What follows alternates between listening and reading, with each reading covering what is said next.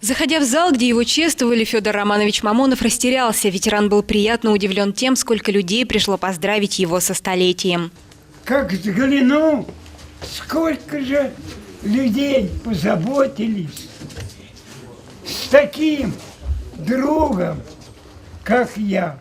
Спасибо вам! Пообщаться с юбиляром – особая честь. Только подумать, он родился при императоре, жил в Советском Союзе и Российской Федерации, рос в послереволюционное время и прошел через всю Великую Отечественную войну. А после приехал в Саров, тогда Арзамас-16, поступил на службу в пожарную часть и был одним из тех, кто строил наш город.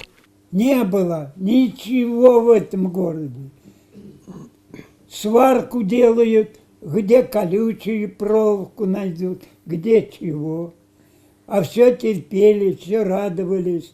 Если объяснять все, рассказывать все, как прожили мы, как тяжело было, но все-таки крепились. В 100-й день рождения юбиляра поздравления и пожелания здоровья долетают до Сарова со всей страны. От руководителей МЧС всех уровней. Правительственная телеграмма, почетный знак МЧС России, нагрудный знак почетный ветеран МЧС России. Также Федора Романовича поздравили первые лица города.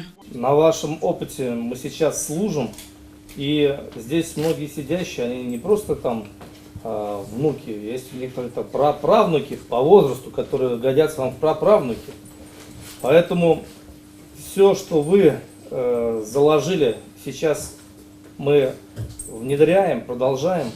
И хотелось бы, чтобы вот вы нас подольше радовали своим присутствием. Федор Романович для всех сотрудников МЧС – живой пример подвига. Ветеран Великой Отечественной войны, почетный ветеран МЧС России, отец 3 детей, дед 5 внуков и 5 правнуков. Равняясь на него, пожарные говорят, чтобы прожить больше века, нужно быть очень хорошим человеком. И каждый, наверное, желает, чтобы вот этот рубеж достичь. Я думаю, что и другие будут брать пример с Федора Романовича и стремиться к этой дате.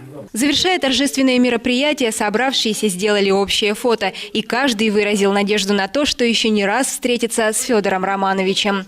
Лидия Шулаева, Константин Островский, Александр Мальков. Служба новостей Саров 24.